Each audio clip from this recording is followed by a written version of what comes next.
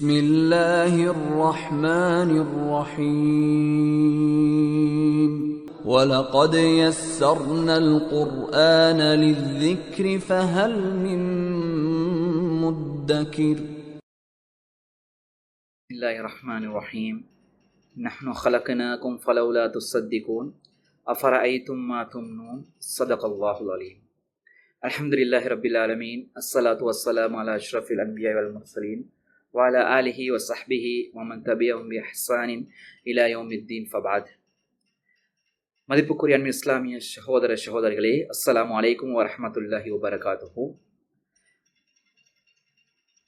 இந்த ரமலானுடைய தஃப்சீர் அமர்வுகளிலே சூரத்துல் வாக்கியாவின் 14வது அமர்விலே நாங்கள் இன்று இருக்கின்றோம். அல்ஹம்துலில்லாஹ். அந்த வகையிலே சூரத்துல் வாக்கியாவின் 2வது பகுதிக்கான தஃப்சீரை நாங்கள் பார்த்து கொண்டிருக்கின்றோம்.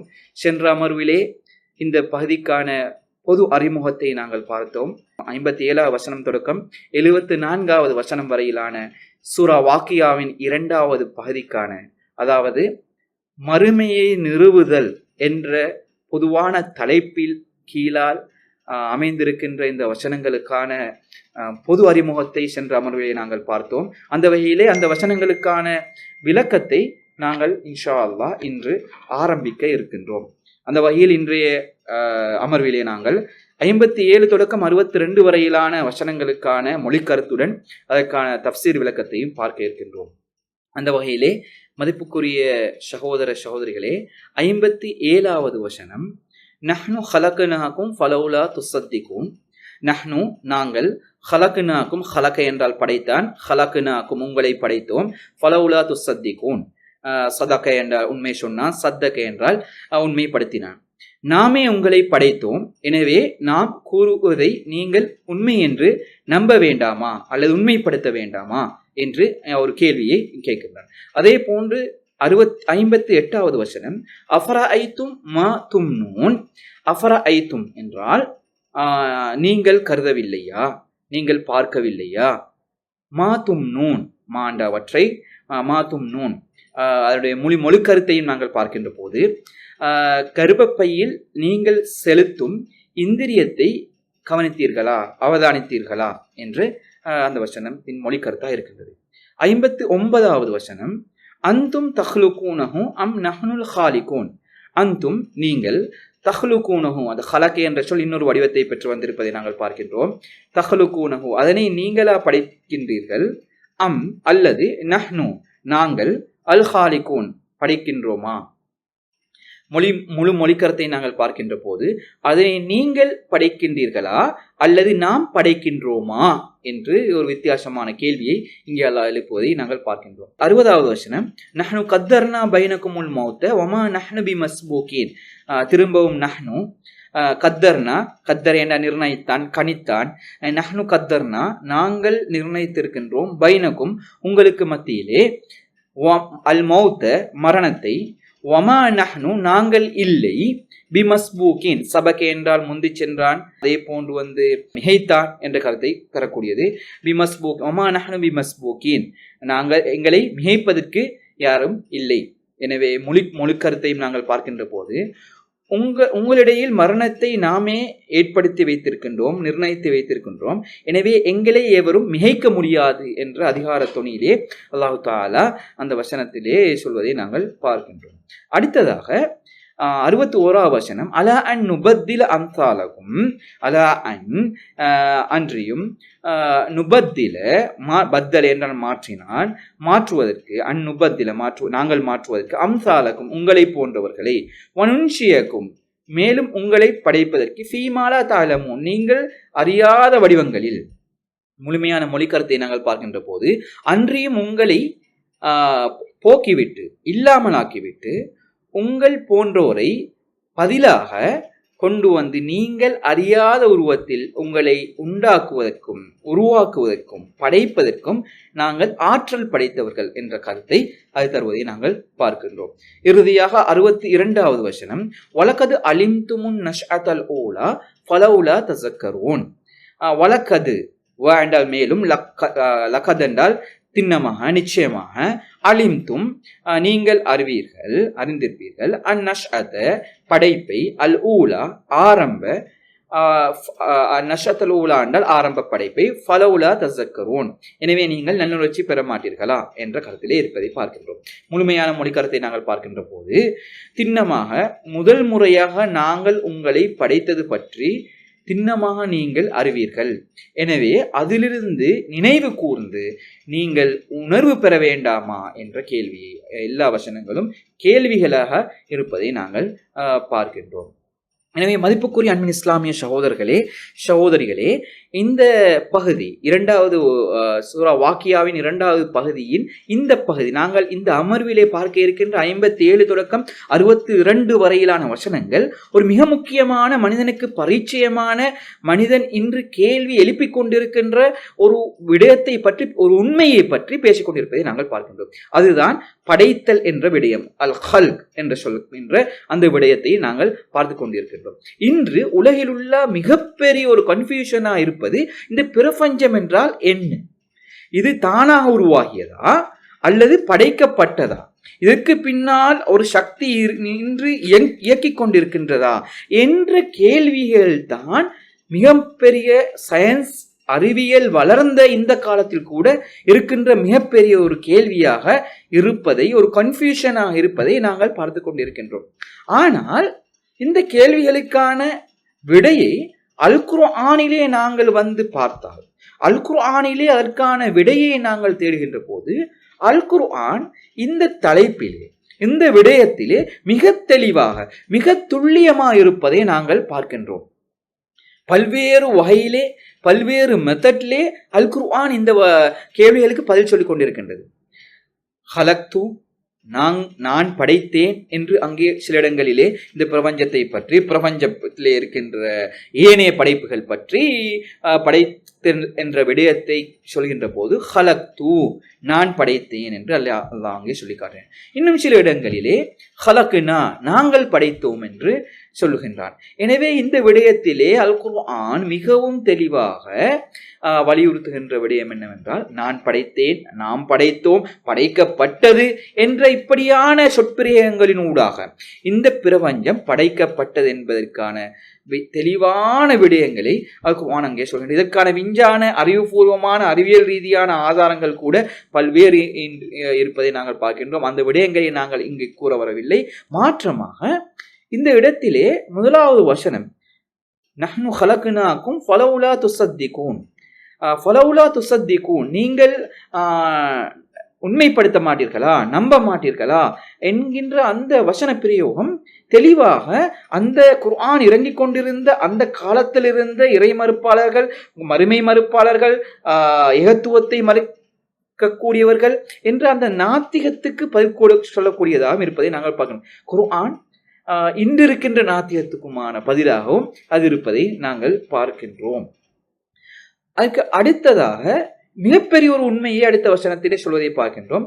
அஃபரஐதும் மா தும்னூன், நீங்கள் செலுத்துகின்ற அந்த ஸ்பெர்மை, அந்த சீமனை, அந்த திரவத்தை, அந்த விந்தணுக்களை, அந்த இந்திரிய துளியை நீங்கள் பார்க்கவில்லையா?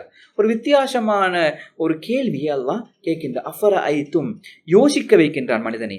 அஃபரஐதும் திங்க் பண்ண வைக்கின்ற, கிரிட்டிக்கலி அனலைஸ் பண்ண வைக்கின்றான். இது குர்ஆனுடைய அப்ரோச். வெறுமனே மறுமை நாளை பற்றி கூறி, மறுமை நாளுக்கான ஆதாரங்களை பற்றி கூறி, மறுமை நிகழ்வுகளை பற்றி கூறி, சுவர்க்கம் நரகம் பற்றி கூறி, அதிலே கிடைக்கின்ற இன்பங்கள் அதே போன்று தண்டனைகளை பற்றி மாத்திரம் கூறாது, அறிவியல் ரீதியாகவும் மனிதன் சிந்திக்க வேண்டும். வெறுமனே அப்படி நம்பமாறு கூறாது, மனிதனை சிந்திக்க வைத்து, சிந்தனையின் மூலமாக தெளிவை பெற்று, அந்த தெளிவின் மூலமாக இந்த மறுமையை பற்றிய நம்பிக்கை கொள்ளுமாறு அல்லாஹ் தஆலா எப்ரோச் பண்ணுவதை, அணுகுவதை நாங்கள் பார்க்கிறோம். அஃபரஐதும் நீங்கள் அவதானிக்கவில்லையா, நீங்கள் சிந்திக்கவில்லை, இதுக்கு பின்னால் மிகப்பெரிய உண்மைகள் இருப்பதை, மிகப்பெரிய சயின்ஸ் இருப்பதை நாங்கள் பார்க்கின்றோம். இந்த மனிதனுடைய தாயினுடைய கர்ப்ப வரையிலே செலுத்தப்படுகின்ற அந்த இந்திரிய துளி, ஸ்பெர்ம் அல்லது சீமன் என்று சொல்லப்படுகின்ற விடயம் எப்படி சோல்ட் வாட்டர் லே நீரும் இருக்கும், சோல்டும் இருக்கும், அதுபோன்று இந்த இந்திரிய துளியிலே விந்துக்களும் இருக்கும், அதே போன்று அந்த விந்துக்கள் கிராஜுவலி டெவலப் ஆகி சக்சஸ்ஃபுல்லாக அதனுடைய ஜேர்னியை முடிப்பதற்காக வேண்டி தேவையான அனைத்து ஊட்டச்சத்துக்களும் அனைத்து ஏனைய ஊட்டச்சத்துக்களும் அதிலே இருப்பதை நாங்கள் சேர்ந்திருப்பதை இன்றைய அறிவியல் சொல்லிக் கொண்டிருப்பதை நாங்கள் பார்க்கணும். இந்த விடயங்களை, இந்த சயின்ஸை நீங்கள் சிந்தித்து பார்க்கவில்லையா என்று அங்கே அஃபரஐத்தும் மா தும்னூன் பார்க்கவில்லையா என்று அங்கே அல்லாஹு தஆலா எங்களிடத்திலே கேள்வி எழுப்புவதை பார்க்கின்றோம். அதே போன்று மதிப்புக்குரிய அன்பின் சகோதர சகோதரிகளே, அடுத்ததாக அதனுடைய அடுத்த பகுதியிலே, அடுத்த வசனத்திலே இன்னொரு வித்தியாசமான ஒரு கேள்வியை கேட்கின்றான். அதுக்கு ஆன்லே பல்வேறு இடங்கள் அல்லாஹ் கேள்வி எழுப்பி அதுக்கான பதிலை சொல்லிக் கொண்டிருக்கின்றான். இதிலே வித்தியாசமான அன்தும் தஹ்லுகூனஹு அம் நஹ்னுல் காலிகூன், நீங்கள் படைத்தீர்களா அதனை அல்லது நாங்கள் படைத்தோமா? பல்வேறு நியூட்ரிஷன்களை உள்ளடக்கிய அந்த விந்தணுக்களை நீங்கள் படைத்தீர்களா அல்லது நாங்கள் படைத்தோமா என்ற ஒரு கேள்வி கேட்கிறார். உண்மையிலே ஒரு பொருளை உற்பத்தி செய்வதாயின் அது மிக முக்கியமானது மூலப்பொருள். அந்த மூலப்பொருளை பற்றி, அந்த மூலப்பொருளின் உண்மையை பற்றி தான் இங்கே அல்லாஹு தஆலா எமக்கு பரிச்சயமான ஒரு மூலப்பொருளை பற்றி எம்மிடத்திலே உரையாடி கொண்டு அதன் மூலமா மறுமையை நிறுவ பார்க்கின்றார். அதாவது ஒரு விடயத்தில் மிக முக்கியமான மூலப்பொருளை கொண்டு வர வேண்டும். அந்த மூலப்பொருள் கிராஜுவலி இவோல்வேஷன் ஆகின்ற பரிணாம வளர்ச்சியிலே அதனுடைய ஜேர்னியை பயணிப்பதற்காக தேவையான அனைத்து விடயங்களும் அங்கே உள்ளடக்கப்பட வேண்டும். அதே போன்று அது சரியான வடிவத்தை பெற்று முழுமையான பூரணமான ஒரு படைப்பாக மாறுவதாயின் அதற்கான அனைத்து விடயங்களும் அதற்கு தேவைப்படுகின்றது. அதனை முன்னுதாரணமின்றி மினல் அதம் இல்லாமையிலிருந்து படைக்க வேண்டிய ஒரு மிகப்பெரிய சவால் இருக்கின்றது. இப்படியான மிகப்பெரிய ஒரு சயின்ஸ் இருக்க பின்னால் இருக்கின்றது. எல்லாம் உங்களுக்கு தெரிந்த ஒரு பரிச்சயமான ஒரு உலகத்திலே இருக்கின்ற ஒரு ப்ரொசஸ். எனவே இது பிரபஞ்சத்தினுடைய படைப்பாக இருக்கலாம், பிரபஞ்சத்தில் இருக்கின்ற ஏனைய படைப்புகளுடைய படைப்பாக இருக்கலாம், மனிதனுடைய ஆரம்பமாக இருக்கலாம், மனிதனுடைய இவ்வாறான படைப்புகளாக இருக்கலாம். இப்போது நாங்கள் கூறிக்கொண்டிருக்கின்ற அஃபரஐத்தும் மா தும்னூன் இவற்றை நீங்கள் சிந்திக்க வேண்டாமா? அப்படி சிந்திக்கின்ற போது உங்களுக்கு பதில் வருகின்றதா?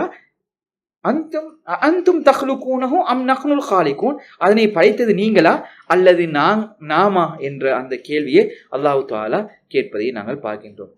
அதே போன்று அதனுடைய இறுதி பகுதியிலே இந்த வசனங்களிலே நஹ்னு கத்தர்னா பைனகுமுல் மௌத் வமா நஹ்னு பிமஸ்பூகின், படைத்தல் என்கின்ற அந்த உண்மையை பற்றி பேசிவிட்டு அடுத்ததாக மரணித்தல் மௌத்தை பற்றி அங்கே அல்லாஹு தஆலா ஞாபகப்படுத்துகின்றார். நாங்கள் தான் உங்கள் மத்தியிலே மரணத்தை நிர்ணயித்து வைத்திருக்கின்றோம். இந்த வசனத்தை விளங்கப்படுத்துகின்ற போது தஃப்சீர் கலை அறிஞர்கள் இந்த அல் மௌத் கத்தர்னா பைனகுமுல் மௌத் என்கின்ற விடயத்தை இரண்டு வகையாக விளங்கப்படுத்துவார்கள்.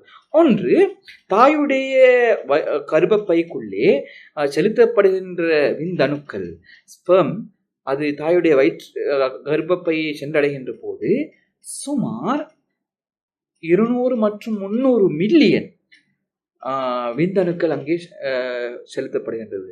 அதிலே உயிர் தப்பி ஒரு முழுமையான படைப்பாக மாறி வெளியே வருவது 2 அல்லது 3 அல்லது 1 அல்லது 2 அல்லது 3 என்று எண்ணக்கூடிய அளவிலான விடயங்கள் மற்ற அனைத்து மில்லியன் கணக்கான விந்தணுக்களும் இறந்து போவதை பார்க்கின்றோம். எனவே தாயுடைய வயிற்றுக்குள்ளும் தாயுடைய கர்ப்பப்பைக்குள்ளும் அங்கே மரணம் நிகழ்கின்றது.